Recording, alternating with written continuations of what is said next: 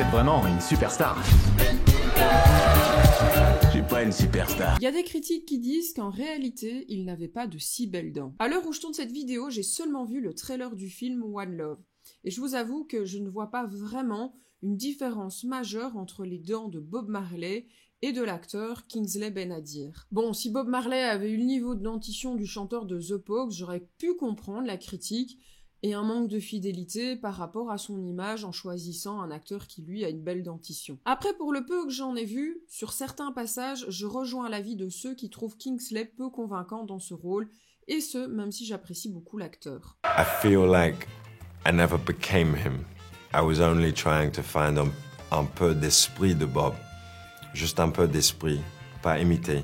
Parce que c'est pas possible de chanter et danser comme Bob. Il y a quelque chose profondément spirituel quand il danse et quand il chante. Après, pour reprendre ses propos, c'est difficile d'interpréter un personnage aussi emblématique que particulier. Après, ce qui ressort majoritairement des critiques, c'est que le film ne serait pas crédible et qu'en plus de ça, il n'irait pas suffisamment en profondeur dans l'histoire de Bob Marley. Certains disent même que le public sort de la salle de cinéma sans l'envie de danser, de se déhancher, de fredonner les chansons de ce chanteur légendaire. Le film n'aurait pas la capacité, comme Bob Marley, d'apporter du rythme et des émotions dans la vie des gens. Bref, il semble que ce film n'arrive pas à rassembler et unir les gens comme il avait le pouvoir de le faire. Pourtant, son fils, Ziggy Marley, en est le producteur et la famille a encadré de très près le projet. Si tu as vu le film, je serais ravie d'avoir ton avis sur la question et de savoir si tu trouves que les critiques sont pertinentes ou pas. Mais revenons-en à Bob. Mais comment faisait-il pour réussir à rassembler des audiences et des communautés de différents horizons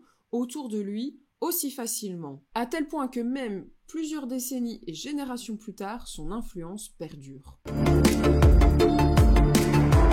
Tout d'abord, Bob Marley défend une idée qui est plus grande que lui. Robert Nesta Marley, dit Bob Marley, est le fils d'une paysanne noire, Cedala Malcolm, et d'un père blanc, capitaine Norval Marley. Il a peu connu son père, et celui-ci d'ailleurs est mort lorsqu'il avait 5 ans. Il va donc grandir aux côtés de son grand-père et de son oncle qui vont lui donner le goût de la musique. En 1962, soit 4 ans après son intégration à la Fédération des Antilles britanniques, la Jamaïque, son pays natal, devient un pays indépendant. Le ska dont on dit que l'énergie est contagieuse en devient le symbole, mais c'est aussi le style musical adopté par le groupe The Wailers, créé en 1963, dont fait partie Bob Marley. Il faut savoir que le groupe a été longtemps mal rémunéré, mais pour Bob Marley, les possessions, ça ne signifie rien. Are you a rich man? What do you mean rich? What do you mean? You have a lot of possessions? A lot of money in the bank? Position make you rich? I don't have that type of richness. My richness is life. Le 21 avril 66, l'empereur d'Éthiopie et les Sélassiés visitent la Jamaïque. À cette période, Bob Marley est aux États-Unis, mais sa femme qui est restée au pays va lui raconter ce qui s'est passé, les scènes de dévotion des chrétiens Rastafari qui vénèrent le Négus Négast. En français, ça veut dire le roi des rois. Sous l'influence de personnages importants comme Mortimer Plano, qui est un des représentants du mouvement Rastafari, qui est en plein essor en Jamaïque à l'époque, Bob Marley décide de se déclarer Rasta. En effet, métis à la peau claire, il était rejeté par les Noirs jamaïcains.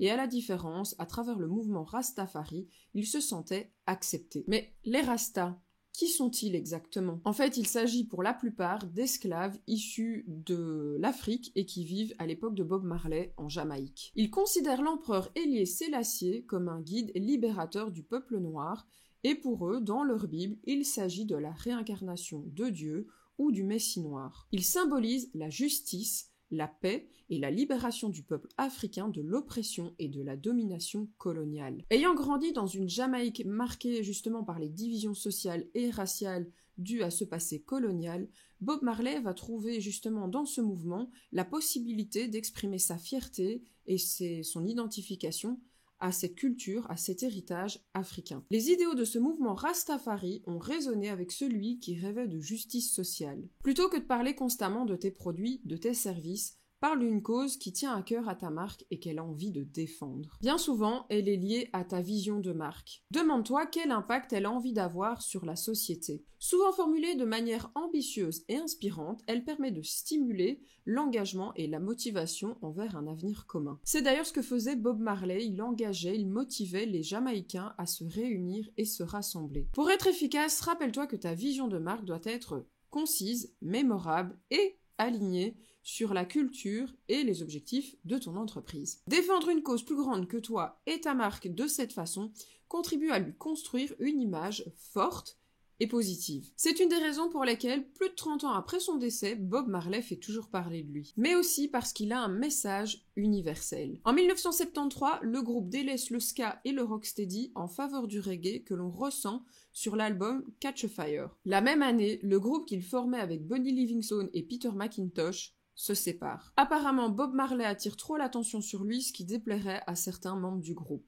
Et c'est quelque chose qui l'a profondément attristé, la séparation de ce groupe, parce qu'il s'entendait super bien avec eux, justement, ils étaient très proches. En 1974, soit un an plus tard, et après 14 années de galères diverses et variées, il va sortir son album Natty Dread sous le nom de Bob Marley and the Wailers, ce qui va le propulser comme le leader du reggae. D'ailleurs, pour certains, depuis sa mort, le reggae est fort dispersé. C'est donc ces deux albums qui vont lancer sa carrière internationale, mais aussi la reprise de I Shot the Sheriff par Eric Clapton qui va favoriser ce succès. Bob Marley, il n'était pas engagé dans une cause, c'était vraiment le sens de sa vie. It is a time of period where he contemplated his life and the meaning of his life. And so we know who Bob is from this period of time because by the end of this period of time in one of the interviews, he says to the person that if his life is for himself, he doesn't want it. His life is for people. Du coup, je t'invite à te poser la question de pourquoi ta marque existe. Quelle est sa raison d'être? Well, it's not about just his story because it is about the message that he carries within his story. The message of one love and why the One Love concert is an example for the world. Ces messages qui parlent de paix et d'amour ont pour but premier de lutter contre l'oppression en Jamaïque et d'apporter plus de justice sociale. It did happen in Jamaica, but he did it not just for Jamaica. He did it to send a message to the world of unification. Comme vient de nous le rappeler si justement Ziggy Marley, son fils, ces messages n'étaient pas uniquement destinés à la Jamaïque, mais aussi au reste du monde. L'aspect universel de son message lui a permis de transcender les barrières linguistiques et culturelles pour toucher d'autres personnes d'origine, de culture et de croyances différentes qui, elles aussi, faisaient face justement à cette injustice sociale. Son message contre l'oppression et son engagement en faveur des droits humains et de la justice a vraiment résonné avec de nombreuses personnes, au point qu'il a attiré des militants également défenseurs des droits de l'homme de différents horizons. Sa chanson Get Up Stand Up, écrite en 1973 en collaboration avec Peter Tosh, parle d'émancipation, d'empowerment et d'action. Bob Marley invite les personnes marginalisées, défavorisées, à s'unir, à se lever contre l'injustice et à lutter pour leur liberté et leurs droits fondamentaux. C'est un appel à la résistance pacifique contre l'oppression et la tyrannie. Avec No Woman No Cry, écrite en 1974, Marley nous offre de l'espoir et du réconfort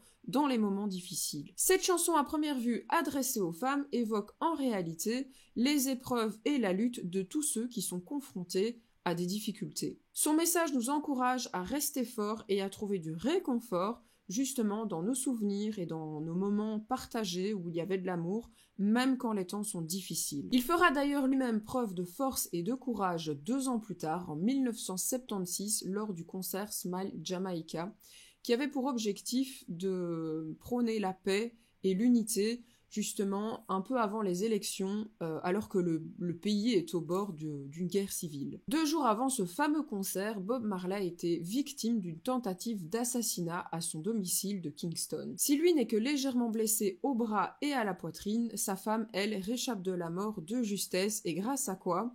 À ces dreads qui ont permis d'amortir l'impact de la balle. Malgré cet événement traumatisant et leurs blessures, Bob Marley et son groupe, dont sa femme fait partie, décident de quand même monter sur scène pour montrer leur résilience et leur détermination. Si on ne saura jamais vraiment qui a commandité cette tentative d'assassinat, ce qui est certain, c'est que cet événement est devenu un moment emblématique de son histoire. Il n'hésite pas d'ailleurs à réitérer l'expérience en revenant en Jamaïque 2 ans plus tard, le 22 avril 1978, pour donner un concert, One Love Peace Concert, alors que le pays est en pleine guerre civile. Il y joue un rôle majeur pour la paix parce qu'il arrive à réunir sur scène les 2 leaders des partis politiques rivaux, Michael Manley et Edward Sega, et il arrive même à leur faire se serrer la main, ce qui renvoie un message fort et puissant d'unité à toute la Jamaïque. These songs of freedom is all I ever have.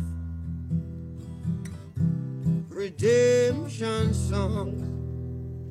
Avec Redemption Song, qu'il a écrite en 1980, il nous offre une chanson beaucoup plus introspective. D'ailleurs, c'est une de celles, elle fait partie des plus puissantes de son répertoire. Influencée par l'histoire du peuple jamaïcain et africain, elle incite à l'affranchissement mental et spirituel. Son message principal, c'est la rédemption personnelle et collective afin que chacun puisse se libérer de ses chaînes mentales et sociales, dans le but ultime de trouver la véritable liberté. Je le disais plus tôt, ce sont des messages que tout le monde peut s'approprier et qui de fait sont universels. Ta marque sera capable d'attirer différentes communautés, différentes audiences, si en plus de défendre une cause plus grande qu'elle, son message concerne justement ces audiences, ces communautés et résonne avec elles. Qu'est-ce que ta marque peut faire pour sa communauté la plus directe et qui dans le même temps pourrait concerner les autres? En devenant Rastafari, Bob Marley va quitter ses cheveux courts et ses costumes cintrés pour adopter les dreadlocks et des vêtements de couleur au message politique. Les dreadlocks, en plus de marquer son appartenance au mouvement Rastafari, permettent de symboliser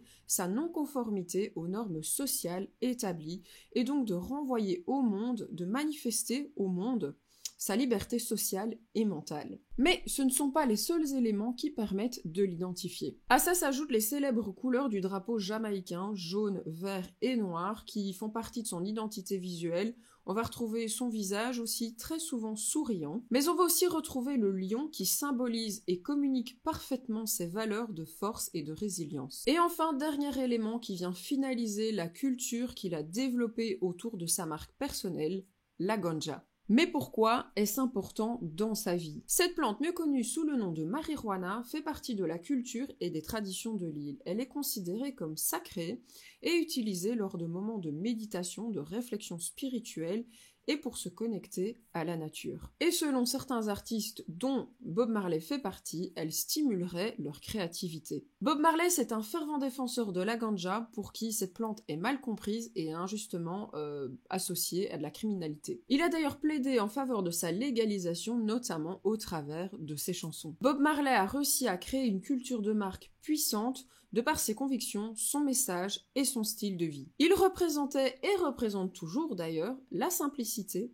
la spiritualité, la liberté et le respect de la nature, qui sont d'ailleurs des thématiques toujours bien d'actualité. Sa mort prématurée le 11 mai 1981 d'un cancer généralisé n'aura pas eu raison de son aura extraordinaire et de sa capacité à réunir des personnes de différents horizons. Parce que je pense que les marques ont aussi un grand rôle à jouer dans l'avenir de notre planète et de notre société, je t'invite à te demander quelle est sa mission, quelle est la raison de son existence et quel message elle souhaite transmettre. Quels sont les changements qu'elle souhaite aider à effectuer. Reste fidèle à ses valeurs, à son engagement et développe une culture qui lui ressemble et ta marque sera sur la bonne voie pour devenir une référence dans son secteur. Si tu souhaites explorer davantage le pouvoir du branding et du marketing, je t'invite à revoir la vidéo sur l'influence et la stratégie marketing de Taylor Swift que je t'ai remise ici en dessous. Et surtout, rappelle-toi le message intemporel de Bob Marley. Même avec nos différences culturelles, nous avons le pouvoir de nous rassembler,